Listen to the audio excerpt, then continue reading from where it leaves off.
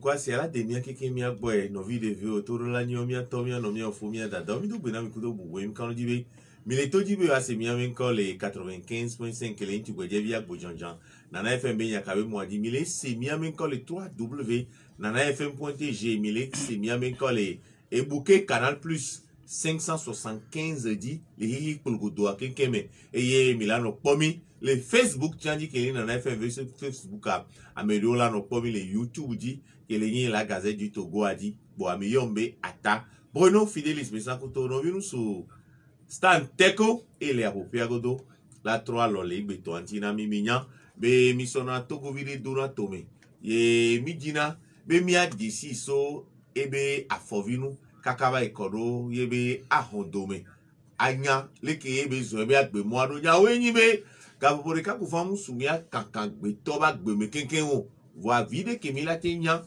yebe la tu amede do be yo ame ya chan le be zo ebe agbe mo ya egbe ya ame ke mi le da hwa oyo ne be Aremu la sisi ade goke enyi ame mi disi be o enji be do jijire amekowe wo atiso gaje be do alo Croix Rouge o jesi amedio la jesi le dapango be flimeda savane mea e wo pewe ne som le funwa gbokwe no glon papa modèle be nya papa champion be nya do wa egbea e wo do so ne be nu nti pa midimo ne ma ado ezon ne bia ba me pepea amega Aremu la sisi ade goke yimyane nkwa muyo o la te ni li chanfa on po gligbe eli ale ko yo na unto Aremu majo ele nya mi adegbe mi Aremu ade goke la sisi ado Abdulaziz dem di mi ayo soto musulman ba padia amega Aremu la sisi ade goke Adegoke avec combien? Adegoke a amosone ade, amosone goke, amosone goke, amochana via. Ade a eleni prince. Ijejo la kwa be biame Yoruba ben koyo bubuto tene so kudo ade. Boye ke pledoa ban le plonu ke prince alewa.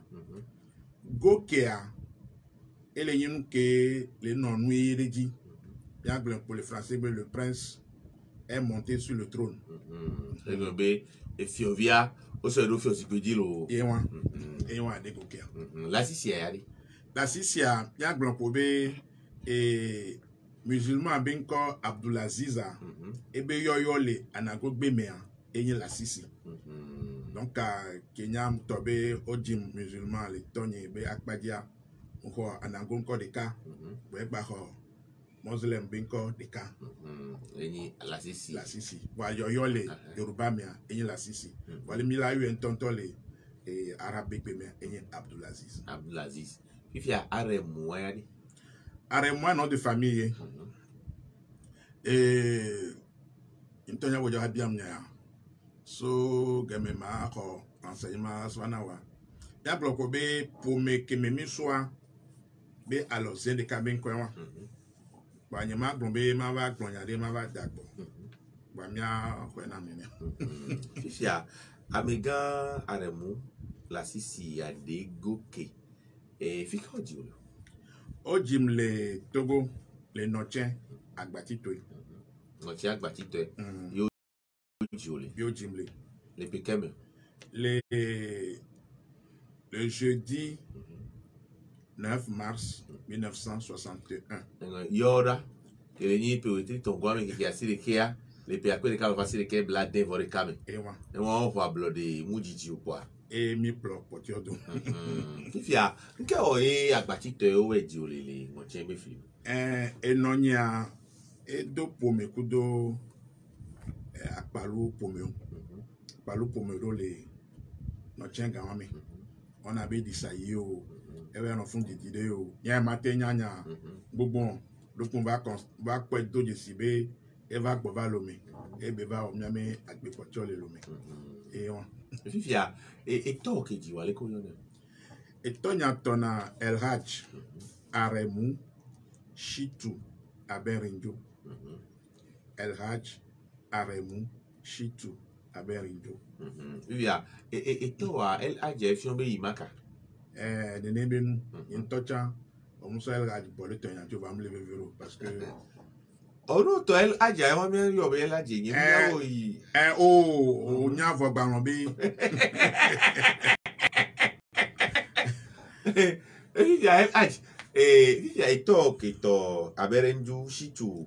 Aberinjo. Aberinjoa.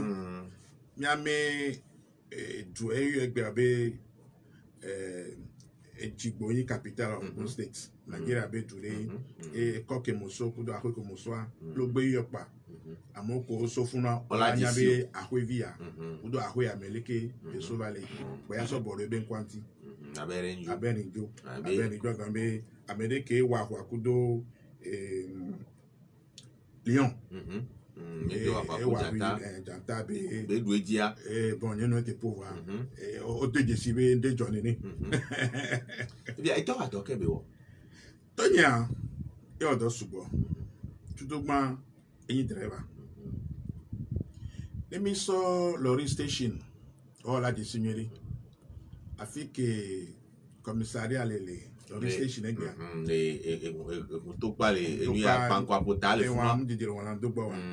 Akwa bebe mbodo me afuno ya modo na hun lesanso ina Ghana me aflawu koji akope etepede pankwe on a bodo enwa toilette publique de le funu kwa akudebe frère o le funu eya sana ehumbe pièce we frère aya ejrana ehumbe taya patrita na mu wa me fiana na funu do caisse Waya alimenter les sona Nigeria kudo Ghana. Minyabe treva on ko ina modionwa. Mo egbe ole na hun kuton. E hun le funo gbe gbogbo de va gbese agbe pele re pièce ne pesa na nu. E wona ke la wa. E in treva vo egba donajo. Va tote hun akuku. Puisque ya e pe be ajo do do agale me so gbogbo de puisque gbese agbe ya amolehion. La pièce la si wa no via la plaume. Ba edana medoda kwa esona peso dodani ke va lo don akavali ya e gba va po edo de sibe peso de muso o nya mi tutu gban maglon o e don venu de France va le métier et toi Tony après que me mi non les coquetti me e pa ko school la e me keke pa lo me keke gban donc a e don na hun ke va tonado akwa parce que garage le olate so hun do pa me et on a bien le caca va tuer va dire taille dondon taille venu que a molo gba gba wa nya me ko le va tout ban les bateaux boy hun bo bani e titan long va ko funa lo po mi moi di grand me e hun agbeto suna gbo taille o le ha me vidi ku so ikan e be jo le wan dia e va le don chambre à air Adovi Bolonti et Tavana Adovi mais Vana Gbangba non bo keke e jibe le kaka boy et into eva hors retraite parce que et doit méchant et Burkinabe de va gble agbe domini onyabe amon ne akom onyabe nyato adona gban et donner et be jena mocha et so ga va kore alomene bele do agban na yi we do agban va pa le ke ba mi aba kon ba agban jona we gba jo so ni kwa o le kanu du ale a vivivia yo le ha o la le se de ka wa ni ba mi agba va gari me be ye mu so e be no mi ola si kikin bo so ga ge bo le do agban be so agban so don ke bebe ya ko ile gbe do kwa confiance puisque tu as son à toi va dans la do e bo e be lo ke so ipo a ka va do gbe a ngabo bi ngba pa mo be ku be kaka e ya blo ko be e ba wa no do agban vivo a e nu te lo di kaka be va tote e to aken so retraite ken so ho ke so a ko me so no kaka be va gbe mi de vivia e no ya de liko yo ne e no ya to na kwashi esi Victoria Maunyo wasi esi Victoria Maunyo vivia e to ya no na gbaseji no ya ina church ya nene e to nya nya gloko bele no vio domea et wa exception blibode et nya me ke mu jevi subo et nya me ke mu tro de anagoto et ke nya me ke po evio kaka o verse en fini school yi parce que me po ti o kekian nous don les bouffons o et homme de nyon de corps et l'eau de nyon a chan kwa mi ato nyon no mi da kwa mi ame video die et kwa e a mu jine no afie be no se no kita Ghana me si no ame gbo no be oncle bo le Ghana me e school fun e kebe va gbo wa chi lo me e woni be le ko traiter le funwa mu nene la me no ame gbo chon la traiter kwa e a wo be mu jili subo e kwa me bu be view sokodo edokwe ni tan ya wa mo wa pola so gebe wonu bu le fan ke ola te so 3 si le agbeto be vi le gbontia ola te we fan pa be we no mes grand sœur grand frère o le gbe onyi nya to be vi o wa nu ko chonye gba o mo regrette o fifiali e vini ne mi ato ajoji ya meton po mi ato nyin to o ya me gawa uno vinyo me fe kola de seigneur de to chafa Fatuma Aremu Odoli Mata Aremu no suvire canyon ya me fe fifia ke o jole ngochene ne agbati to yo ko polo lo me alo to school dile ngochia wa lo me mu to school dile ti o to school dile après comédie school be nyon wa mi to dile école primaire évangélique Alsace-Lorraine. C'est quoi votre vivia à Ouivi mais voyons qu'il y a trop au magasin ou bien parking de voiture. Oui, vu que activer assemble les pas mais pour nous. Activer ça ou ça on chamon au 300 kwati. Mais l'été et puis pour nous doulienne. Lo la nyamili mi voilà tia lo menami parce que gbegble funu mo apé school tout bandé wan. On est no le funu. Mo weso abozopo. Kaka va y Romade et non inta fiam le pas mais non y a bien pour monitrice de jardin d'enfants et non funu wodo kaka va tete gba ni assisato le asigame fifia et ko to school a dit les Alsace-Lorraine que les ni presbytère ya nyanga me apevi me le funu kama me lo pasteur chono na parika le pa me bo we school a la parika ko gujume le funu o na bol e o gagande le funu ni jamombe ga de violiane a dakon ali a tikpo abe o tikpo je ko guju abe alo a epo ga ko ito la po alo me no o nu ki ma gbonbe mo to ke le pa me han mlena bien la wudodo puisque dans un coup non wa o so na kuvile le na kuvile wanti a uto wa ke azin de menyore fo pa chan benya le da pa chan mi Canada e ngonu via china ni bo po la ko che keken pa fo pa vi wa e wa mi woni e njina be mano don drapeau e pour na banio wa lo ja don drapeau a no na te na mi tenso na ina to le pour pa mi no donka ano donka ka kwa able e mi la so mi ame salutatoire so ji kwa mi atro son pa ken so yi e home fifia chicha kewe ho ka ho vi ho to ho de wa to e no no tamina san va yilo e gbe mi awon be mo kikin yo a ke o yo be mission nto be so ke va ya ma bonjire ma o rappel dodo mi anole egbe a ela don kwa mo do ben ko jina va pona madame le church game kafla no ikumi le o cérémonie wa e bale gongo madame beauty aloni ken pon kumi apanya be amwa humble classe be kaka mzoroji be dapa be o be akle be vi so va fian ni majesty de via chan donc etani rameta da garder les akwegami les vraiment de church pa me e no nya vraiment toy donc etani hada da garder no vraiment pa me teacher be kwa ngba o tukara so yeju ma ba wo list so dodo ya me ka weni hono ya ko i presbyteria danyo high school ale apevi me Alsace-Lorraine le fu yang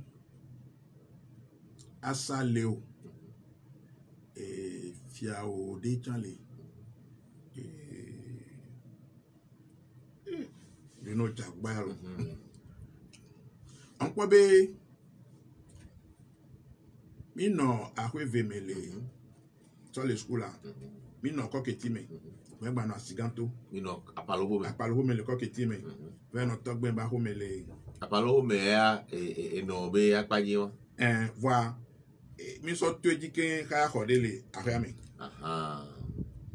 et toi ha ho le no be famille yo bo o tepe ya le puisque gambi kikan on l'a constaté ahwe mi kikin ta anago khaya hole ahwe mi le de quoi ça na si quoi wa fiko la son kaba ya si aso ya si me wa fike mi no cham va je jini te egbe tro tubu o ne mo nu betu trop pa hola ho ya mi trop tu na be egbe egba le ni ngba yi do ahwe mi po egbe ya mi ahwe mi do ejan mo subo le odo la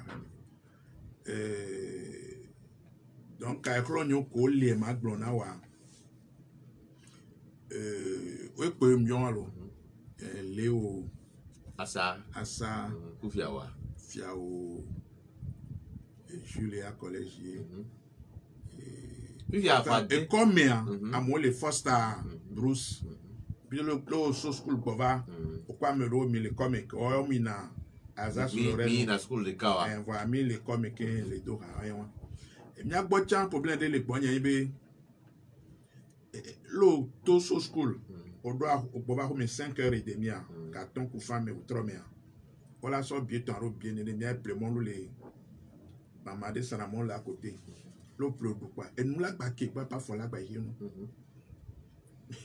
mais les sévérités de mes coups on les mi quoi alors c'est beaucoup de temps on m'a été tout pour aïe kaka bovo l'autre quoi ten school au so bois ten à home alors school a tient wa hoya me je we oh ma asa so na yile surtout voner ko ketin school là ko ketin school là pan komi les mi to mi la teze ka va mu fun mi yo e no nyentia que les breman be akpadia mi ba mi zona ina mi kana ato Yosufi Kapel le fun ato librairie ben ko kwa middle school ya wade mi teacher ya odonkuya teacher ke hole wade lo babe nyano na nyi kan me vile et nous qui donc so teacher antia et do français gbede garder me amener ça c'est à dire que le deux français gbe voilà quoi besoin END so rappeler na et nous subo nya mi o confusion na pata mi to mi lo bribe teacher do français gbe so kan gbe 2000 amener ça et mi ambe le ke be la te do gbe adene do ma gbe mi ba gbe do je sibe et plutôt edo français gbe miawe mu po kero français gbe abe amener AMENEZ-EN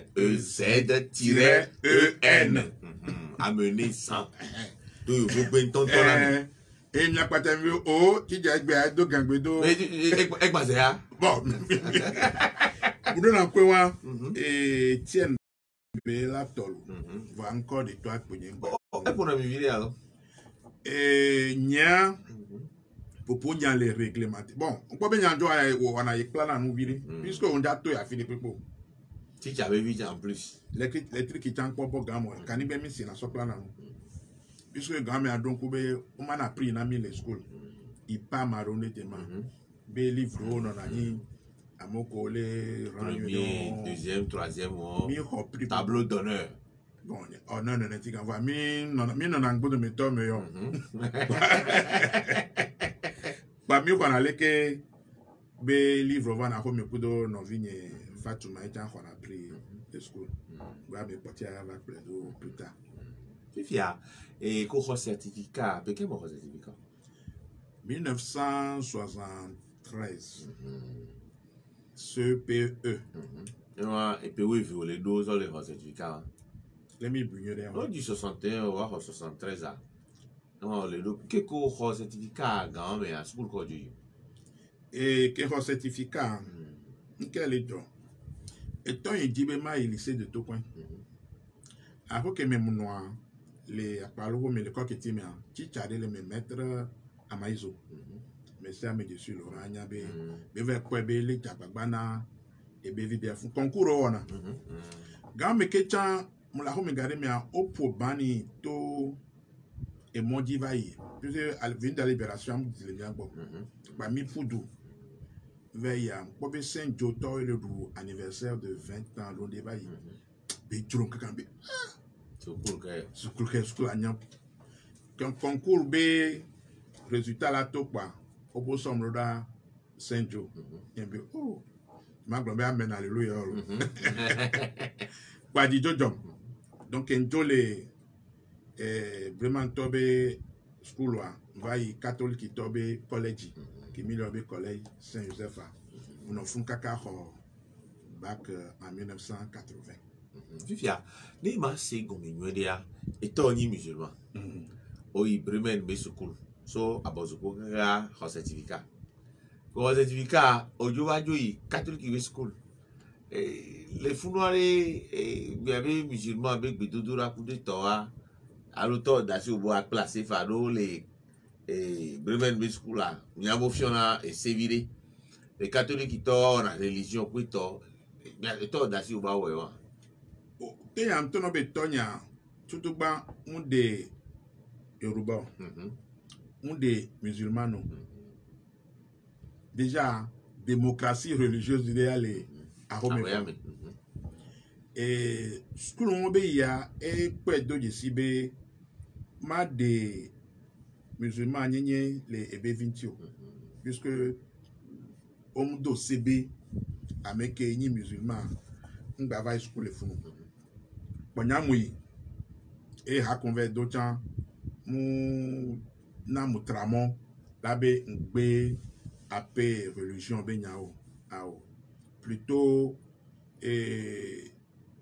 yame fa dole na nkulenti enso yemnyo na go to kemnya musulman kemnya mdo na politique vire tanga me ba fa do pata be nkuvi no jinye kaka mo school avo Vivia que o so la collection Joseph o so na ko ke ti ametona for so ina collection Joseph po mi one tutu gba mi be do na hun le respanu mtie bebe Abubakar be Carrefour école Boubacar logbe école primaire publique Ndiaye Boubacar funu commune centre honu na funu ewa funu tan la bo la ko cinéma bien bebe cinéma do Comasco pa mi do na hun le funu ken so ina school la garu mo afi fi jan lo we do fu ko la ko be amole to le kona me pa mi so ma to ma den pa mi be mi atole ko emi so afọ pa ten mi do Saint Joachim vol mi gbe do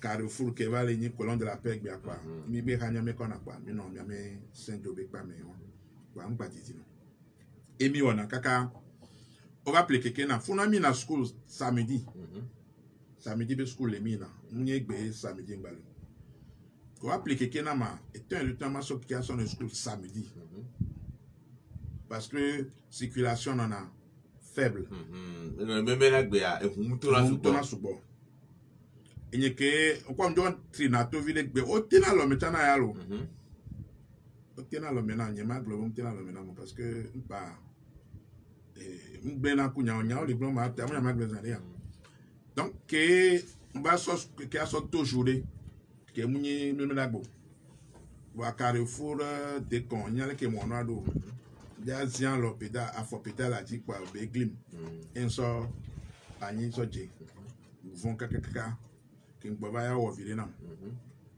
o jan yin vo gba ko madame dayo e won to na penye biri o apenye cha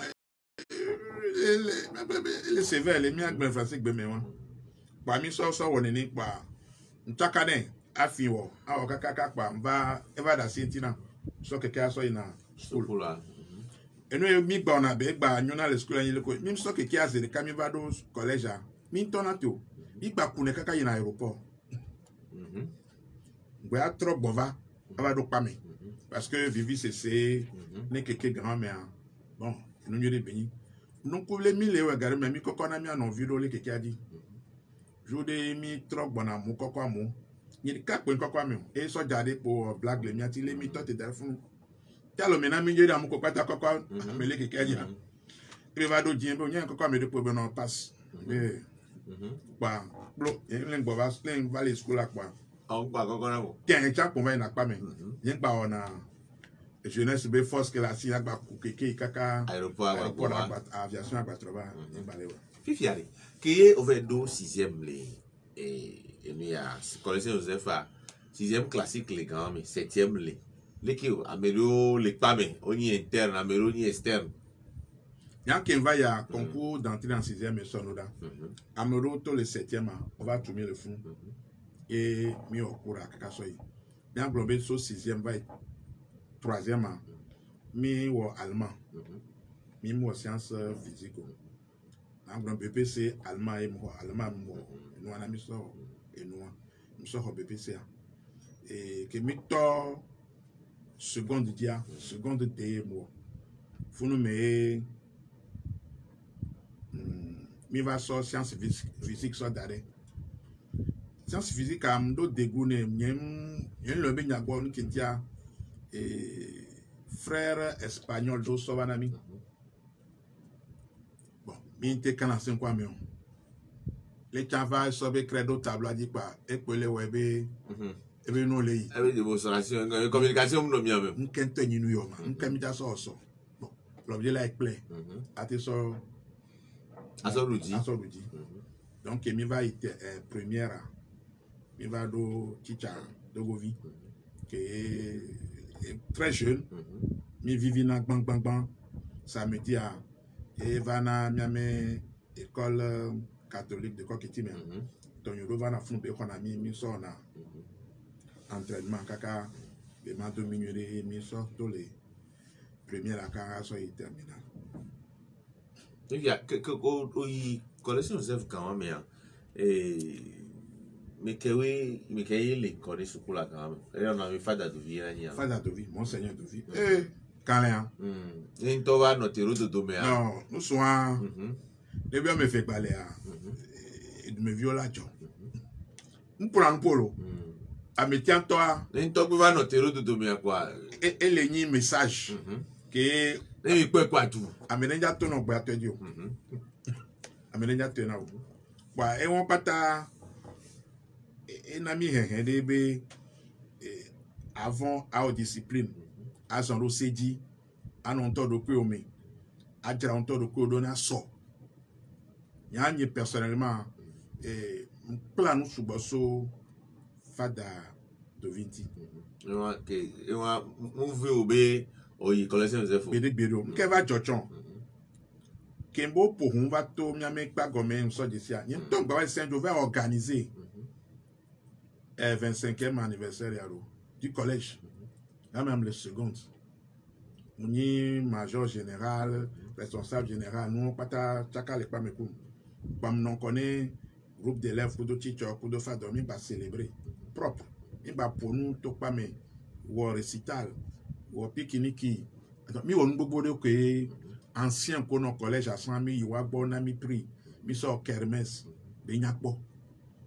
Et vivi nambe mukero amo pour envahir et maodo malobe ni tota t'as mis à 30 ans organisé 30 ans là il y avait quoi les certificats 25 ans le 5 juin 1948 yo et on comment 31 et enyo yakpo to vi no miati Fada de vie est choudo subo Fada de via et ma grand pobe que no terminal là elem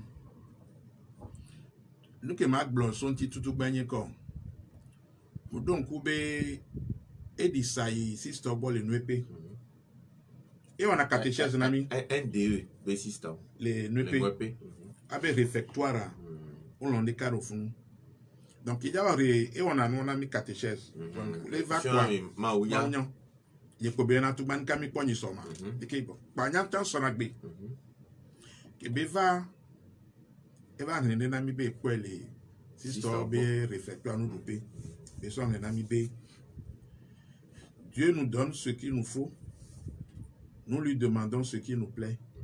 Voilà le malentendu. Dieu nous donne ce qu'il lui faut. Ce qu'il nous faut. Nous lui demandons ce qu'il nous plaît. Voilà le malentendu. Il a mis des sénats. Il y a un gomme. Maouya et nous qui hiamia et son ami.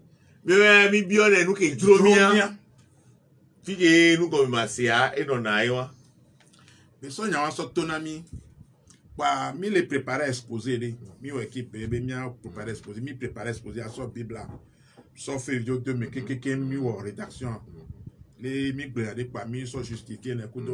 Il en a référence à Zédeka. Il faut d'ado quoi mais eh ben à moi les prêts mais un. Quoi ben l'ingo de me. Yami va en quoi. Donc on doit la lancer exposer à. Bon on peut pas fermer les yami réunion. J'ai PTB quand même le point de communication le do quoi mais. Le dit bien monsieur on quoi ya. La sort 30 secondes la sort balaye quoi mais. La son courir sort pas. Sort quoi monsieur quand pas. Après on tente pas goda pour pas zisiner à mova zina tous les quoi mais. Ko woni ni vo quoi. Nous peut tout manquer ma blanc, ma poids. Dieu nous donne ce qu'il nous faut. Nous lui demandons ce qui nous plaît. Voilà le malentendu. Oh là, c'est l'impôt de Mirada. Applaudissez-les. Et Fada Tonoba, applaudissez-les. C'est-à-dire, au verre d'eau. D'eau affilée. Oui, d'eau affilée. Eh bien, et tiens, doit faire moi non. Parce que, il m'a marqué Fada. Mais il va exposer à tiens quoi. Il va nous tenir les fous. Et quand même, il y a Fada Dovia, qui est recteur, avec qui il y avait censeur à elle, Monseigneur Denis Amoussou Jacques. Et moi, ben il y a d'autres Denis B. Akpadia. Fada, ouais, tout le bassin de non, il y a mon guépo. En termes de moyens, il y a un peu de métier. Il y a encore d'argent. On en a momé. À mes toqués, et Gamia, au sort bulletin, va encore 8 pour la première fois à l'école Saint-Zéro. Et les classes de Gao. Terminal, hein. Fada va mana. Fada Dovinto, va noto. Et là, 20 secondes, 10 secondes de la moitié. Fada 3 minutes ou donc. Et profiter zoom à Messiame. Et zoom. Politique qui tombe bien. Et à profiter. Et zoom si à nous. Qui veut que oui, que quoi est bien. Et bien, sur le tonabé, toutes les bonnes choses n'ont pas les mêmes valeurs. Assois-toi. Toutes les bonnes choses n'ont pas les mêmes valeurs. Et les namanya pobe, qui va là, et nous n'y béni. Qui est bien soit bénissant en politique, il y a plus de gamins qui aiment les GPTB, bureau d'eau, mais quoi, bobo, matin, midi, soir, bobo, tout le temps. À Google, ce coup-là, hein. Il y a pas le téléphone, nous d'accord, petit et pas, je le vais dire, mais quelle a nos schools à Jean-Jacques Béo. Quand me levons, il y a là, bombé, à Raymond Bay, bobo, et Fiora, Sonia, Sodina, quand tu as pour la douina. Il n'y a qu'un ok. Et bien, toutes les bonnes choses n'ont pas les mêmes valeurs pour moi à l'heure là. Nous, mais en politique, il y a mon gilet, il se coule à la filer. Mais qui est fait à Glognawa. Mais là, tu as plein de non. Il y a un malade, mais pas me tiens. Les que le sauf fait me. Mais P1, mais ce gars, mais février 1980, soit il juin, mais mes amis, me laisse bien qu'une année. Et t'as quoi, Manon? Terminal D encore. Terminal D, il y a mes classes anciens collègues, c'est des anciens sacrés. Vous voyez, malheureusement, on va gueuler. Il y a trop de classe à moi. La classe elle est élevée. Et mais au coup de c'est on passe. Alors, c'est droit comme nous les voyons. On passe. Et ma tous les niais même.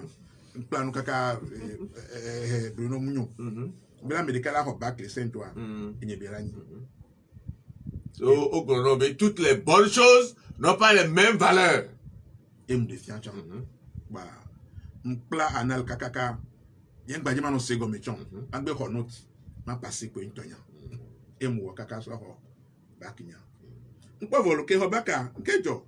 Quand il est responsable de major général, il doit activité déjà au lycée. Tout quoi, il fait d'abord. Puis les deux coins, même Khayabe, Mdoudji, Fadama, le Pénamo. Et Mbiak Bendogi, le roi, mais par les gloires, activité, on les nous communer. Kaka, pour nous pauvres pas. Comme étant tapé, étant les amis. Et mon père, j'ai réussi. Et tu disais quoi? Pour les gloires, pour les bébés, Ya nya no du chivoa, boy. Bueno, a so que fada so tokedene mia kebe school yi benya. Parce que kebe tonabe toutes les bonnes choses n'ont pas les mêmes valeurs. Enyo. Ah mais autant on est fond. Ma bleu. Plan kaka. Termina début programme à tout. Et vers deux problèmes les à l'université.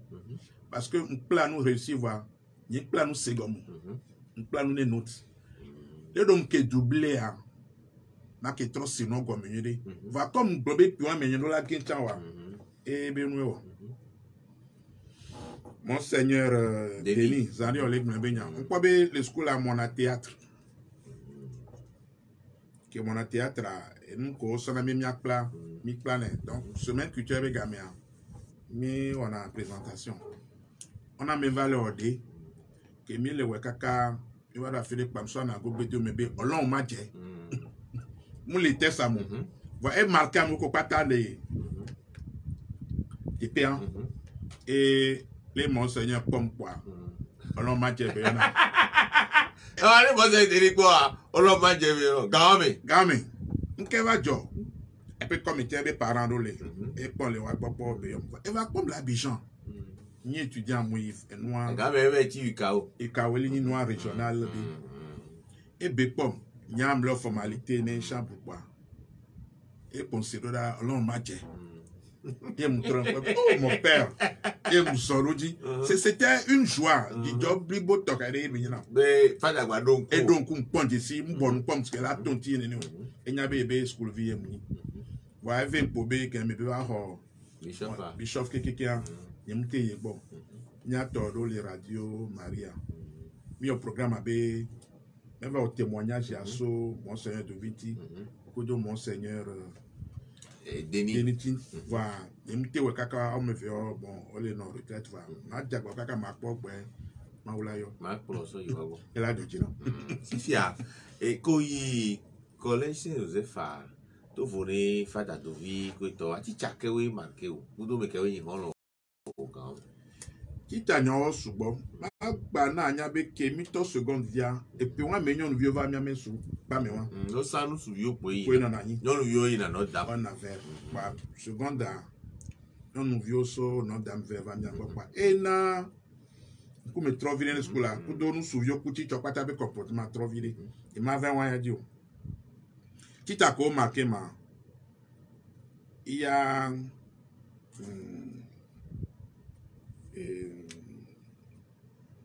Fadavi, Michikpe, Monsieur Amouzou Michikpe, il y a Monsieur Dameda, on a mathématiques, on a niveau bani trésorier gamené, Pame,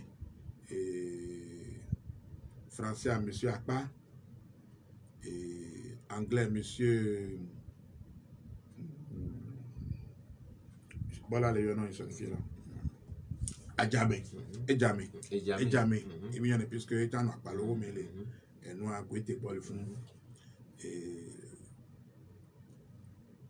Abouchi, Madame Sylvie, Dameda, professeur d'histoire géo, non, non, c'est nous. Madame Gafa, et l'anglais l'ami, Maya Monko. Il y avait qu'à venir en et Ronyo Konanya, Mayo Tosuleo, et Dakite Jules, et Oui Michel, et Amouzou Théophile, et Agla pour Mia Monsieur Améron.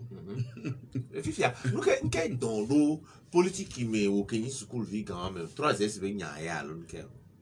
Ode, on y avait chaque school de PPA au lado bureau de la GPT les PAME. Y'a un soben Jonadinam.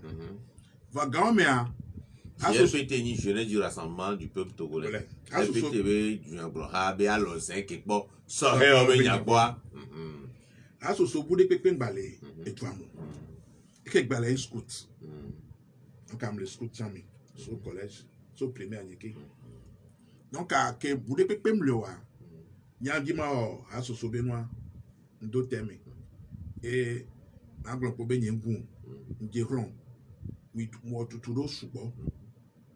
et mon Dieu tika bakaba les cas maintenant y be kem no terminal be examen au produit na au de na komado to les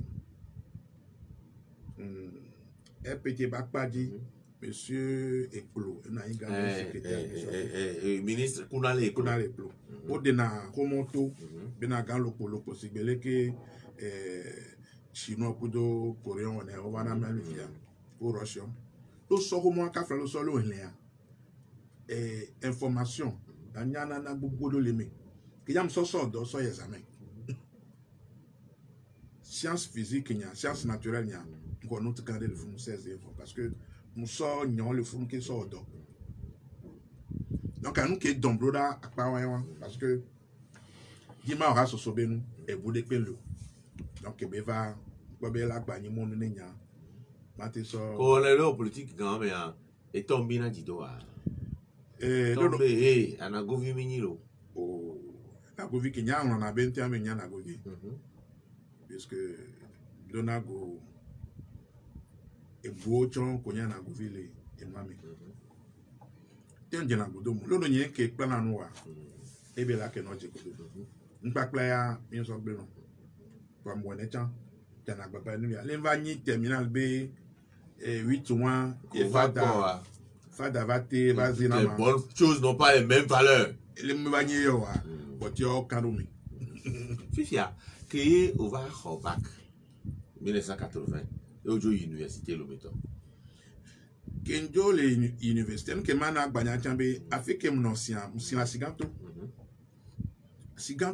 ka fa ze adre na mo kono funu va université amim subo parce que le siganto yo be iskuka kwa on allait bien de quoi parce que facilité le pas mais assisa ça nyata sinyo ina modi kona plan et titan ko va agbara no me e cousin yo keke a oje money assisa o to ajoji kaba na govio ajodura o le Lagos le boku to jiro na mva be oh e to be on la school wa so school aso yi be ho ba ka kwa tout à université que université tout ba me do nu école de médecine mais médecine o ya ke wa oh mo weche o that's bien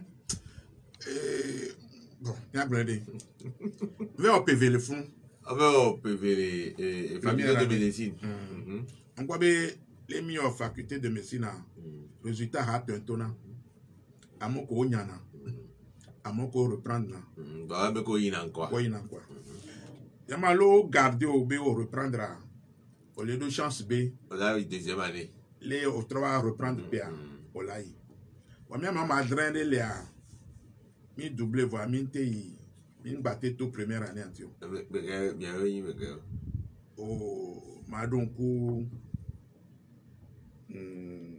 donc yo awunyo amewa oh ya maître d'Almeida René d'Almeida René Betoa oui avocat et que notre télévision retraite différemment c'est pour que ça au début et les documentaires et les productions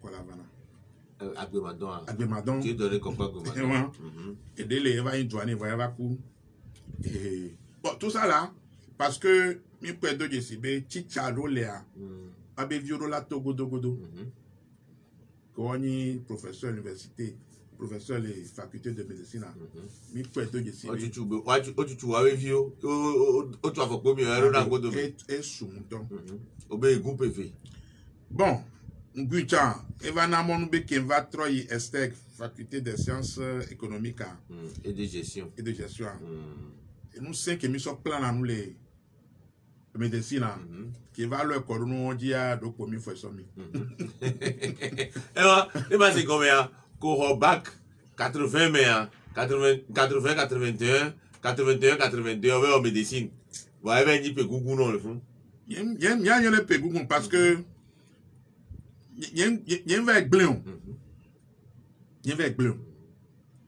nous que de première année à mi Abidjan ou excursion que il faut pas livre médecine be livres anatomie livre les mélange play à deux méthodes pas libéré par terre le que ingba plekbova biologie be livre d'aujourd'hui le biochimie be livre d'aujourd'hui fun po pro pata gbova lo me de manière be et payer que da trova wa et a des solo ma kanu do ko enji o afrika fi ala to ya livre do wala si we ya et pour ma dit bon ma dit bon il y a que est ouvert pour les médecines PV au travail esteg va travailler il y a mais que va orienter au esteg o ni quoi me ko pata va e pa me o pato il fun pratiquement bon là par exemple monsieur Aguilla monsieur Ayanvi Tossou Léo les qui mi va quoi oh j'ai connais des cas de 3 ans et bien entend les premiers années le front Léo année de licence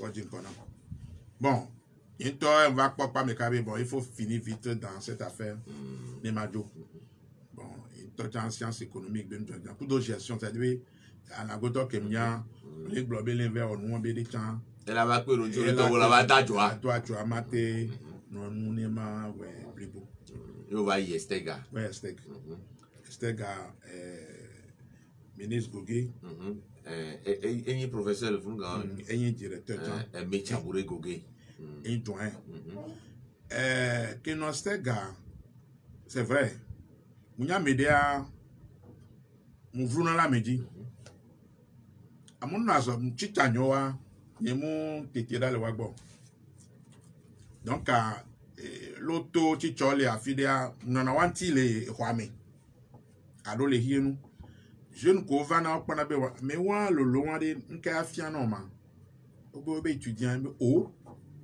étudiant be yigbo le chichonti gbangba nene a be o bon le ke nton na do na be chichachan o musonam si be étudiant les pauvres en non pas mine na tout comme le dia kikia o dana be mo ne so ina ko donc ami we kaka mi va au licence va en maîtrise va soutenir et potiacha va plutôt Nifia que over do estega ticha que we Léo tonton le fonto voné professeur mais Tchabouré Gogé Kenyi doyen honoré quand même il y a le doyen Agbodan oui madame Adaye Nguissan Jinadou bon là oublié moi histoire des faits économiques qui tient les blibo les kanko il y a les matnero les deux quoi mais et va au livre t'as mis le livre mourir les deux à Bobli et là non be o jamia akudo enu kebele fiamia les na bene de nego me chao les tagbagba ku non en tant que étudiant on l'a se vider les mains la sojo la so apo agbedon ba ma no de kune ma be bien agbe labori parce que à mes tonton ben les be nous fiamé et à mon be play à ma le prévoir pour le menaneti et bien les funwa de kova ido estega mais que ni a pour promotion et estega ma glombe ya fianga bon il y a monsieur Adja qui Gérard et qui est venu à au bubé du travail au bien toba me quand un chichara me gamme et ni a bobe ko joa et que Jean Balé un plan pour B bon il y a étudiants collègues de classe d'amphi bonya moko mi do affinité au vana gbela homi na gbela homi be nya won kwa il y a couvert do campus au baba ou mouvement associatif ou mon frère et non mignon le non fait à moudé do ko yefia be les ma baté jira nous de doigt qui va à l'université médecine nous on va y haha ko be estega nyema gba no plan supo egba no plan wa mwele de kakabe e an le université be club UNESCO étudiant et nyenye be fondateur l'université Kwame. Croix-Rouge, l'université, il y a tendé un nom doublé. Monsieur Kenvi Bernados, et que les ministres de Bois. Kudo Monsieur Sedo Blaise. Il y a un Croix-Rouge. Il y a un do à se sauver en année. L'université Kwame. Il y a un dapé de Maoubé à se sauver en balé Kakabaroué. Et il y a une plateforme gardée. So apé gamé kakavado ek bébé gamé amoko pata non à ce soit mes membres bureau président bidonago voilà nous comme la tewa ba yina jijo to kade ninya bi so quand mais so 85 86 84 nous pata gbalégbe et au dona bubu tantini reconnaître b et donner des cibés ni na nous les gbeotion va temer son nous va ni nous que tu ni egbe puis ya kova et maîtrise la piqué mon maîtrise et peut-être ça globé les have soutenant ce gamin les gbe examen be nous en 86 en 86 il y a quoi maîtrise ça quand même un plafond on a doctorat on le DE à coup de doctorat les filles il y a eu autant de dire cas là affidé il y avait une possibilité de bourse bourse russe tant y a moulon be mani tant parce que surtout j'ai pété bakpa dia mon nous allo monesto bakpa on dia mon nous les que me la te ko son wa dans un de mes villes pas bien quoi imjo chilo ame ko do maîtrise nya et côté il faut que do dit toi ma glombe que mon revoir moi dans les quincailleries quincaillerie le castor castor oui et non hydrocarbures be moi dit et lui a token sur tête monsieur Mensamba on y est attaché commercial privé personnel et tout venait privé d'autres privé individuel après le traitement on dit non et quand on voit que dans l'université à modèle à ISEC mais il y a ISEC comme il y a une foire les Akwata ou de chambre de commerce et lui a 15e commercial parmi ISEC que d'étudiants mis dans l'automne le fond parmi so plaque boubou qui soit daro et puis doit mener le castora ma bleu les mis en promotion non mais S3G top ma vie mi pochon société bien le fond mi pochon S3G top ma vie société là quand le code a dit quand même là mi ba de mi premier wa CCT Kenya Goudawa quand même on dit kaso parce que les enfants matin ils me sont moi l'on a échantillon qu'on le remet yame comme mes filles écoute donc quelqu'un on les que grand mon quoi tout chantier de cas de plan les mi chantier à dire afikolia après la semaine champion d'arène prochaine étape ou be champion ma so d'arène aso courir bonoti be mi ado go samedi et demain le samedi on va do castor après que on carena et on carena mano pudo bureau nyale di mano diano pova ano diano pova à condition na moi mon la ko abagban avait livré nous et ça marchait amro va prendre le fond be oh ça remou que mi to so pova do nu ya ma de coucou les péros à métier avec comment les les mawedo et mativa au doigt moitié chonde nous là bien j'ai mené à pétoni c'est que toi dois dire au tourner oh nous sommes que joya soit les sommes de fonction publique be gris 71 000 à 62 000 il y a un grand méchant. Ah, c'est déjà grave, mais 5 ans, 71 000 boy. Et donc, le poids est où? Quand il y a un sort dans l'eau, moi, dans les Québécois, et il y a un peu et bididom les deux. Seulement, mon collègue les autres,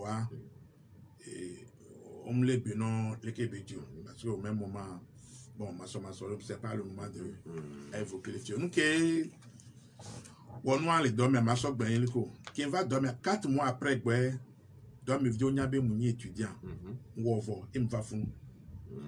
Oh, c'est beau, dans la file pour ça. Ah, pour moi, manœuvre à dos, et à son pour mani commercial, les vents les droits bam les coco caro et que mon sort de quoi sort d'ado ah quand même à mon nya ho ma gbo we ba to am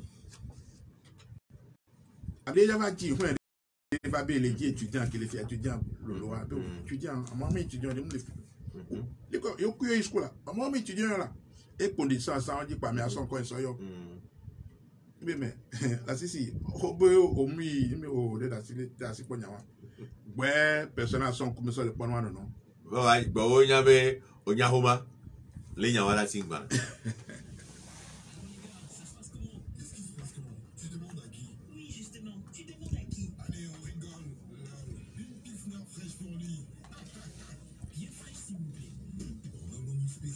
nos soirées entre potes, on opte pour la bière qui nous ressemble le plus, la Jama Pilsner, bière de tradition allemande et surtout sans sucre ajouté. Nos moments de partage et de réjouissance ont un goût spécial, le goût unique de la Jama Pilsner.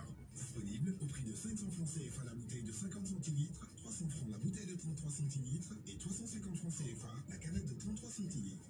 Allez, à nous! Jama Pilsner, raffiné comme nous. Avec Jama, on est ensemble. No yo me laisse bien encore le 95.5 que les tu voyais bien pour Jean-Jean Yaka moi 10 000 cancer couteau à 8 ans à remou la sisi à des goke et les cancer se bien bien tinami ba que ame ko mi ako mi le odo ba po do jisibe onya homa o maîtrise bo we ba quand me wa to bubu o mu do ngu nam son yeto ya ngu nam nya nyem ko na be o le gomena kwa mano son jiwa nyemu nya o sinon mi vivina nyuri wa eke de fule funu ko yibe nyangba wa plan no alebu parce wona be ma so plan wa boy kenkayoria mule université be faculté de project club lo mbobo do ko le amukolo we san gbo wa o mate plan de pepo nyangba wa so homa ba so bo nti ba plan banya va trozo chicha no fifi nya no atelier no gome le boutique mi oto kaka midi mais on midi 30 après tu vas mi ba na bureau on a passé commande ailleurs il voter on a choix ka aller pour 14h30 il doit ma patron une boutique avoir une boutique am kaka là pour 18h30 en porter avec maladie samedi matin kaka na bon et doit et pour tu me virer mais il y a pour be le castor on peut amener pour faire alors il y a un gars de le castor oh nous qui va de le castor a mon dieu be ma otobu et fondation Konrad Adenauer ni jamu we e do pe garika qui dans université à Nikwa me do mu club UNESCO ami so séminaire de fondation Adema ont invité étudiants so Ouaga Bénin Côte d'Ivoire wa kemi kaka moko so Bénin o va hodo fondation AB siège dans Cotonou donc à bourse de ova bo ba tuturo de les Jamani quand là o proposer une coin Sotobo donc elle va vers be mudola tote et toi qui est là joyi funu et na be on va tote et toi qui est joyi Jamani vers 4 mois de formation de planification et de développement et moi mi agbombe hasoso ko mo no a pero njole apo agbe abe asonizozo mi gbogbo de nto funu mu no le Allemagne rede yin Afrique mu et obo o des résultats tonné sans quoi mi on a mo be volontaire mi on be PEF programme emploi formation Paul Dunia petit Paul Dunia de Kaon Paul Dunia et avec Tibat il va y ministre transition ministre du travail et on grand mais des programmes on quand Kofigo quand même programme emploi formation mais là on plat doigt et on me pour la va au fiora domé donc Nkogneto tous les ministères des finances et de l'économie Bangbajo les Allemagne quand même ni pauvre bon moi webé directeur de cabinet encligné Tony be tayo la jesi non quoi me comme il faut bébé au lingbe au vokwa ma gbova ma fini formation qui gbova quoi nous sommes sortis dans trésor public qui va funu cha et dans tout banque corona ma Togo presse do le funu dare on va arranger ma bleu et oui remettre ton formation les jamani quoi yo be dans les tu rentres dans le boba ai non peut-être Togo presse mais vous pas nous tu me non virer au quoi ya humblement mon mois pour un mois et souvent Togo presse bon jona nous va dans quoi mais souvent si bébé m'a doucé à nous ouais proprement et nous va nous yebe dopé one baba chef né amoko pato vana nous sommes presse moi sofia non mais yedo presse comment tout na hono benani do va do domia gomme autant diso si beleke moi le castor né so diso gomme gbe o ba nya be ndra no dia e mso gbe mba ko poste comme quoi chef service secrétariat général chef du personnel chef service matériel à gérer trésor budget en temps et moi les trésors voilà après statut de PFA nous permettre nous et donc pour le domaine tonton non responsabilité heureusement ou malheureusement nous avons responsabilité et kafla c'est Adrien il y a un peu de ministre noir direct DG trésor qui est quand même noir et des ports qui bibi sont tignons mais on doit les québécois personnel à temps se sacrifier parce que j'étais petit dans une équipe les vifins il y a mes vifins l'équipe Gandomé voilà pas que ça vous mais il y a AP agent de quoi ben corpo Fofo Dagan Tanti Tata Ndekoukou au moins il y en a à mon étonné les services à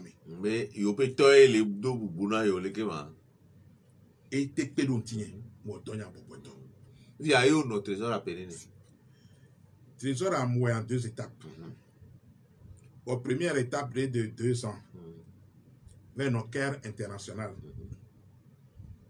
mais trop bova va 3 ou 4 ans mais trop de étapes et puis il y a et moi ni ma c'est comme ça et qu'on programme en plan formation on va si bébé on va titulariser aussi bébé tu adores toi au moins quand tu au moins tu y a tout mon nom connaît et bé wo après rang de chef du personnel du trésor chef secrétariat général du trésor chef service matériel du trésor ndo capacité parce que y a quand on va au bureau y a la me tomber à moi pef bien la ba parce que me le wodo il y a mes gars non mia gbo le trésor ben ministre que mi bonabe o la tranya wa donami que mu wem tu à gauche bon to fie mu we to fie non ici monsieur Honoré Dissou qui bien hier ah oh personne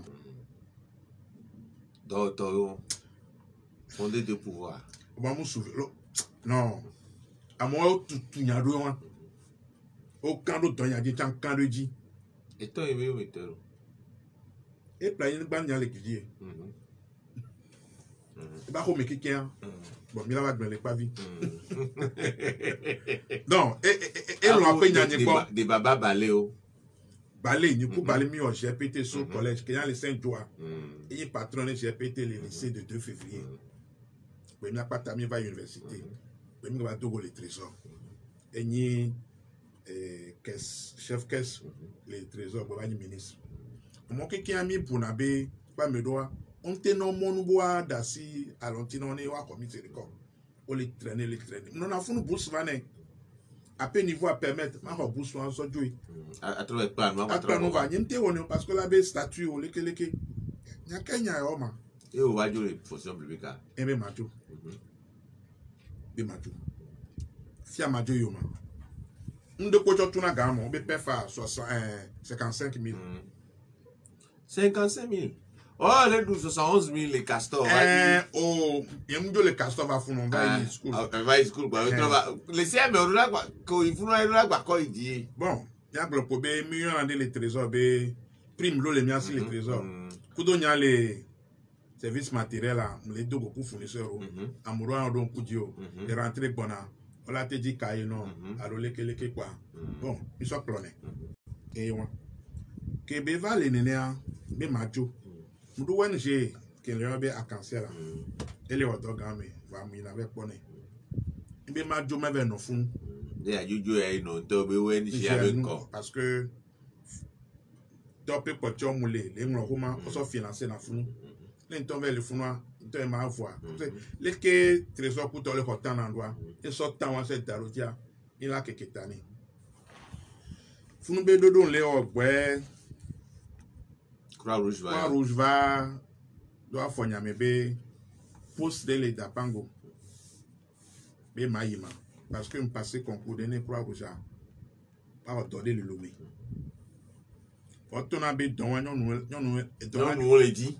Et là, nous sommes où? Nous les connaissons. Le collège dit Gamon nous va ne Croix-Rouge. Et il y a un gros vieux mini. Qu'est-ce que mieux à me faire compte qu'on le fait? Que me aller gagner on a tort de dire.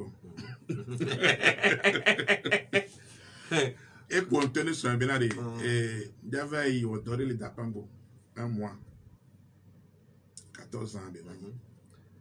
Au sort là, Dapango, bah, ou witiri de cas. Mais moi, c'est d'avoir nos résultats. Ou noir, mon cas, ou les Dapango, quelqu'un non, pour nous payer de voir. A tous les lomés, mais Oji ou les lomés. Aussi les lomés. On est que les lomés, la cigato. À Puta. Puis on joue avec Dapango. Oui, décembre 2001. Et on peut à 3 mes bagues. Alors, donc, quand les ONG à cancel, on a donc, monsieur Sodi, les ONG femmes. Bah, on peut déjà le mot là, si Dieu Dapango, mais il est bien bon. Oh, mi ouais. On peut mindo bureau les Dapango. Il y avait un bureau pour la première fois. Croix-Rouge, Croix-Rouge, bureau. Il y a un américain qui est là, non vu qu'on a un projet mi auto le Québécois. Un mois il voit va pas les gens continuer non. Et donc nous ko dogu en mama mion. Et ba lombe mai ouais kaka mi 14 ans. Yami na blon podebe ke mi ami avec blon. Idra nudo ale bébé. Les moussonya de 4 ans inondation jolé Dapango. Mi fi que inondation jo. La me semble le pouls de l'intérieur. Funwa kebe joa. Assistance de penlo, de nous de penlo. Ou après bureau qui ndo le Croix-Rouge à Kame Tobé à mon lava peromiatia. A me de pepen va Dapango qui va au bureau encore parce que le homme ou donc Croix-Rouge wa. Et nous ko d'abord les toi mais parce que les mis volontaires les a fait si les copies de pepen. Dade qui est tableau son va quoi pour la cité d'Antioquien là on doit non pas regarder mi ouais mi do réfugié ben on va so Ghana mi khoachan mi wele ke mi la ouais kudo ase ke mi mandru bang mi gbaro nyon no be rasosore anyi mi na be club des mères mi do club jusqu'à près de 1200 clubs des mères. Et bien 1200 femmes. 1200 clubs. Que mes clubs de cas, on n'a pas mes 25 à 40 femmes. Les. On a 1200. On a dit à un député à l'eau, lui aller. Mais gamin, mais pour n'importe quoi, les Togois qui les rassosodés, bonnon ou souma, à me aller quoi si il surtout on a connu de quoi. Parce que. 1200 clubs. Et on a 200 demandes les bureaux pour citer Dieu les Dapango. Mais il y a un code de mer. Il y a un code de mer. Antonio non te sina qui va.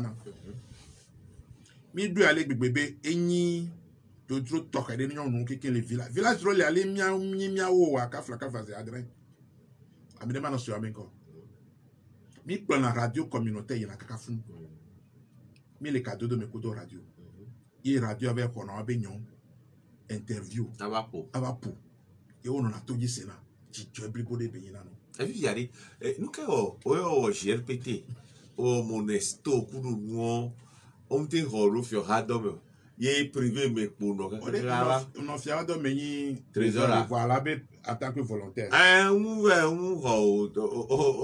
On va sans le founoyer, augmente, on t'en si bien, oui. Je m'appelle Siton, ma globé, a fait un Saint-Lois, Founutan Kobela. Bien qu'on a privé, mais au Croix-Rouge à Société Civile, qui est tombé étoilé, et mi potolé ou les ya. Puis ce problème, où il va mi régler là. Croix-Rouge à mi régler le problème, oui. Les kémilatés trop communautaires, Jano Agbebois, Emilio. Projet Oleva, mais les pots partenaires, les péromianti. Il y a des papa champion, il y a des plongeries à travailler. Et on va me carrer mes bé. Et violence, et founya, kola, tenon pour mes coutons. Les kémilatés, ouais, des cotomans. Ils sont en tout, ils disent un UNFPA. Ils sont en tout. Les kémilatés, non, c'est non. Nous sommes à dire, bon, on a pas dit. Il y a des champions avec Globe Sona. Il y a son, il y a Medjilo, il y a son, il y a Tom, il y a des champions. Bobe Jima Joy, il y a son Doda, sinon, on est pour mes mamans. Et mieux étant, ils ont proprement. Il y a fait ce soit son avanana. Il m'a été à faire des pipes now. Les sios, sous banana. Les toilettes. Alors, je me dis, commandé ou la fille de quoi? Je me dis, elle tourne les mains. À son nom. Et soit par exemple, OIF, a lancé le projet de une société civile pour deux collectivités. Organisation internationale de la francophonie. Oh, bon, les noms. Et que nous, le totalement revaillera. Gamé pour le dire, comment ça, big matter d'ordi. Il m'a globé son affidélé de haut, mais ma honte, on a couvert. Il m'a globé, so gamé qui est au nord, scoutme, va no GRPT, mais va au théâtre, ou de nous, quelqu'un, va au Croix-Rouge, à Isek, coup de temps, nous en tour, au dessus, écho l'ensemble. Écho l'ensemble. Oh, propre. Et bien, président, va y aller. Non, Isek. Et on doit me dire, mais ce que vous dites, mais on l'a oublié. Ah, peine. Donc, les mi ont tué, moi. Quand il y a blanc pour bé, mi mou, pour terminer le coup d'arrêt. Que moi, dans les dapang, au couton, qu'il ne peut pas l'homme. Va l'homme. Va non, il y a mes sièges. Va continuer, doit avoir, on voulait où elle est, région maritime, directement, pour d'autres dapang au Tchaka. Et, Donatan, il y a. Les retraites. Les retraites et PV, mais. Voilà, bien, peut-être, le Kenya. Et nous, au syndicat, tiens, alors. Le syndicalisme, les monastères, les universités. Président, pas taqué, Nania, la paix gaméa. So, classe, avant classe, même, il y a Asafo. Kakavado, le jeune Aïdji à l'Omeko. Aïdji. À mon kékia, encore bien, il y a une dosola. Moi, technicien, on a monté. On dit, il y a un temps. Il y a un temps. Et voilà, quand même, nous, on a militantisme. Yo, pendant on nomme un préfet, on nomme un ministre, on a deux chances. Et il m'a globé, il y a deux chances. Nous tournons à mon Garcia Gamebe, Amesia Mebe ou Trivier. Nous, il y a des cas pour nos situations. Non, il y a on va bout. Croix-Rouge B doit, nous avons mon B. Ah, politique. Il y a un temps, la politique, nous, aussi, on va aller de grandes vieux, je dis la politique. Il y a un technicien à la disposition des acteurs de développement. Les politiciens derniers acteurs de développement. Et les Gogoa. Vous les disposition. Il y a un sous de la science avec tout fin. Il y a un temps qui est à politique. Ah ouais, Gandé, à tout député, à tout ministre, à bon, maire Couton, il y a un non, il y a fait des accordada, godo so courontignon. Là, il fait un mondial, c'est deux à gomme. Puisque j'ai dit à mon danakwa, so kunado, et nous caméra te wontio. A me yamia de toya, il que beso couton quoi. Il dit, maman, non, formule 1. Si allez, on t'a pas béwaré, les qui sont le kakava, et Jonathan, be agbeke idibe ano alo vision que no asi o nu po dengo que no asi wa on te ve do ebe enu ya me oh je ma be yen do ma da pe ndo da pe ni ma o da pe ma be wode ejeji amoko lentia o susuna be ilani ga monu de nam ma so poga a to ahwe gan ano hun gan me leke mu jesi amedo leke mi lodo kwa modo ambe o nyanyi mpuna duplo enu wodo amede nyasi na be ma odo de ni emu odo afo be jenku me ne ya yesu na ado amede le ehiame ye enyasi no oponu pokui yo fian for de pe kebelate so la jiranu doa e la jojina apobe na be king bovalo mele ho de tranva no rotari me parce que mon de champion o la to kin aso pele no 20 e mleo wa nyem puna du nyem forcer na gbechon glona godo bele ndenyi towa amede ma he money now e la va no godo quel que soit ficolia et y a un peu principe ba nyem glona be nu kanti ame nyu ya lekenti e wanti nyem manyele keleko ao dom dona me se BTP ni nu ke Georgina me gbe a o le fi egbe mi yo mere alo ife me ke emile wa amwa il y a pas de semaine mais les mieux élevé sous ce temps là d'avoue bon on les gbangban ni et le gouvernement kovayi ko le fifi amo ko le me ko mini plan osugo so pa ya di mabega me kakavado il y a game que mi o scouts game que mi o croix rouge de que mi wero ni gbale son que le pe ya fifi ya ni aye tutudo ke e raso so onami do gafla même me do mi complete de o egbe a e raso so video me mi no de vi me a e tu mi do e tro mi do de mi ocha no ne npa gbe wa npa be scout wo de le me croix rouge wo de le me politique EPT kudo GS GPT monesto kuto wo de le me bo o to ba yin ko yin gbe a mi aglopo be agbesan to angbale si be gbe de me e ma so exemple croix rouge kemo so na pe a mi on a pose de secours les mondiaux yina so Rolando kaka so ya ne ho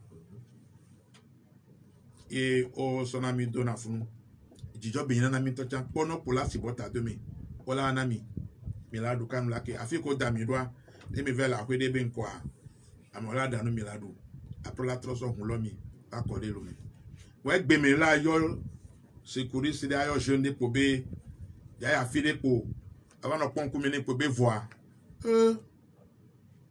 il est possible l'objet la jagba kakabe on la so moyen on la so monuni ke be la so e be do ado ke be la joa nyam po be abe nyajo be ni ntoa ke ntroba lomea mbani responsable du département ke pona volontaire obe nyagba ba akpawa ni ma gbon be ke miamile e mu e na miwa amoko le va fitia o ma oni wa chon awo ela junu be wa we no agba wo ni ni tochan nunke tia volontaire be doa sans eto voni fifito et volontaire be do le Togo Africa kodo volontaire be do le Yovodia mo de kan ko me benyo Yovodia amodo la si gome la de nutoe wa mi akpofia o la vlo lo belo na emonu ni ave odoa ka mi agbe duro va bi a odoa pa ni aji monu ni bi aso odoa eto voni sans to avoir il m'a bouffé à mes fia si bébé de Kadjevi nene gameko hoba 80 mi mo jiji o kwa 85 mi on gameke mi on mele da pa université a ho maîtrise ye ni a passe be nyava programme d'ajustement structurel bo ma gwa no kwa melo do me kaba ku de to le ke mi susu so Togo be duanti a ne mele gbe won Togo be dua le ke be le san le ke be le gbe yimna be la no to volé ke belero ya mu mploido ma ben suivre ma do français bien et ndole ke papa do be gamé mi mateo we gbe mi laté we ine ke ndole e gbe mi mateo wa peut-être papa be do be gamé mi laté parce que contexte à do dodo ko le grand mea e humo ado mu humo ya pe nu popo be Togo ville pepe do la jai la hun kuvi la ko be fike la dafo e be la play comme e be la e gba mi na yin po ano bufo abesiame ame amu wanyoro amu yele nko wo ado le ko ate wo ado le ke on to po be la te on do ko e ja so bi anyona yo ina yin po na to te po be amede la we na mi la so nde a awo e ma globe jela yo mo de pe na mulo vo so kuro e to ba padia yin to e po huntu yin to e tutu do ko yin yin me po na huntu de pepe ke la comme de la ngbala podimo awo de na susu a chen me so we kafla amoko mu jesi gbele nyame amoko le plomi ame a ma me fidu kun ore oton jesi mu yele na bela me de nyi alo na be ve nyi nu yele keleke wa ni ma be zan kwa zan do mori voi opaton nya be mi technicien le nya deva mi la tewe ma pelu enyanti mi la di monu ko mi la so we e biazon mu yan godo anon ko gwe a ole kebeto nyam kenji be mania technicien au service du développement afin le gbe anyama be mu espero voir vidu ki mnya la so tron la so jiranu doa e ale so kudo dumevi be jatrado be agbentia vidu ki ya ele gbe ke milate makwa me vous avez oni consultant éducation en développement au le hado benko au le rota woni rotari lo be racine te président fifi apo didi ne Togo alen keke ko gbana me oyin kan didi nye gan to enye be mule rotari me mule connaît association femmes famille et développement durable kodo ACDEV yodru nyanyi be mado tope tokede ani ke amula no meku e vidubi kemnya ma me kwa mo soto asoso wa me e projet le mi ho mi wa na so tira duro wa hun ku video mi ame société civile antinami ne wanami monu soto etuame gbe même le va si to be filmer et soso ke la fienbe le ke mi la te jranyon nuru soto CVD o me CDQ o me government da e gabugo de ani egbe aso jran nous souvio so ke okudo nyonu ba gbero ce sont des milliards amomnya mo ke dio la to le ve hoga won wo amomnyo voilà le fond l'état pas be adole wo yo leke va be government on de pena yo e gajo le va onya le ko la ve ho wa do apa pour la deux donc nya doda si kenyi ma ko egbe yin be mato apawan afian e rasoso vivi ko la te ve to pogomele monu wa me ma fian forope ni wa pogomele me ni wa chan e kake government dare be wa chan wa ho aso jira odo ko irwa ni wa pe parce que o pata Togo vi oni o mi Togo vi le sigbe amede glame à part ne et Togo vi entièrement à part entièrement dedans donc nya doda si ke nyima ko fifi aso non connaît a pe chape contribution ne do ben ko yi on amigan aremu la sisi adegoke ma probe le apo dobe wo me odogo no mu subo odogo no su cha subo le apo agbebe muaji nene be no su nene be nyum no ko yi Togo viwa ejile jodo Togo aja ejile jonyaro amo ejile jowo amokom dogwa ejijonoro Togo aja lenye ku ronyo mi na nyida kanse wa amoro kone be nkati yen venya avocado ma parce que mujo défendre na mujo khona kone enyado ki o le pele bois yangba tro de nego me no le bu wanjo na jina mi subone ne o bubu to jina be ma no plan le ke yo tan le plan be o ya Yen le gogo ameo. Yen le seigneur que le tole nous maintenant. Yen le po nous coller wa. Yen le po difficulté coller doit. Et ma pour nous parler un son qui tcha belle pour nous pour wa. Pas pour nous pour be 0 channel 00 a o be yen mateo. Qui tia munya ko hi ke ya mo le do be nya donti. Parce que le gogo le ke ba meo, mais le cancer.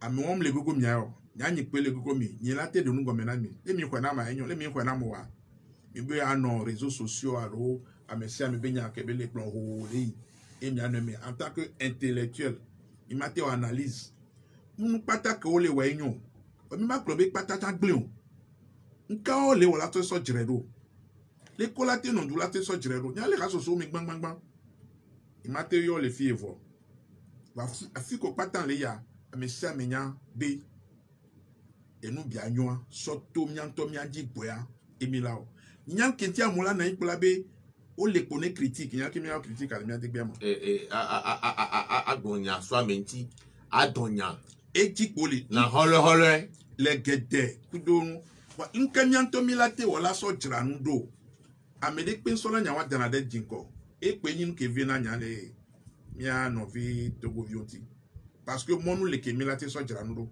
wa mi le tofunu Kafla émission ko ona on ya bede ba ho me gbele we fi opole we ba enu ko le jira doa mu video kin ore ya magbena lo mnyawa magbena nye mu video ke le benyo et jusqu'à niveau que manyal ke magbena doa onya bo le on ko lawe fa me ne va dojo le fiebe avec no BBC avec no RFI ore parce que lo dojo pa o ja gbelu le gbodo me o ko be afi ko le a ko la te no fun awe agbawe wu nene ye enu ke ya yo ano ni awe ya gbanyasia ni awe if ya ni enyani la si obe yin yan popo le kape na gboro la so he ware lo egbe aso he ngba do modelo ameke di o la no tedo wa wo nu wa nya ke o la gboro ni mi so pa ni ma gbin ade ni so he wa on gba bu mo popo lo kan de wan to do ko ji tutuma lo évaluation lo ko nke mnyo nke poto ma so pe nke mnya ni ma tro nu ya e ma te oliko ya momo ono inya npo chicha de ntoni me chicha onya bola te joli chicha bi do waji a o leke a ono na ras ko tutuma leke da pa ngo lo le ntonya dia o sinate eliko la jibe ado nu me no aso ohun ku vi na me de fifi jebe et la tête de l'ébéti tabakbeji la tête on bouffa yanu kendi ba moanya la gbeme wa amega a remo la sisi a rego ke edeso edifia deson et nyon ve et ndo via meton nyon via me ve nous sauver des cas o de nyon me via o nyen po jago a o mle bio e nyon me via plus o le répéter na maru o de nyon me ve o le via me eton Maga so de sopena wa. Oh, e ponji manya. Wa. Ni suji fe. Magba na se yin be. Ntono be enonya. Mutu ba no. Ina church. Nya ndonyo no vive comme ça. O ina church. O ina assemblée de Dieu. Mudo e vignon no vive. O ina church. Nous souvient elle est clodoni. Amega aremu la sisi a de goke mi da pe no si bele ke o va mu apoji mi na mi kanu ji be na me de gogo be experience ko do amekudo yo so gbe la mekudo amole wevo nka di manya me de ro so gbe mi da pe ni mi ameko do to mi se mi amenko astante ko atable no fides me sakudo Norbert Douadi wa we na mi po mi e mi se mi amenko le tepe vovo ko milia bye bye.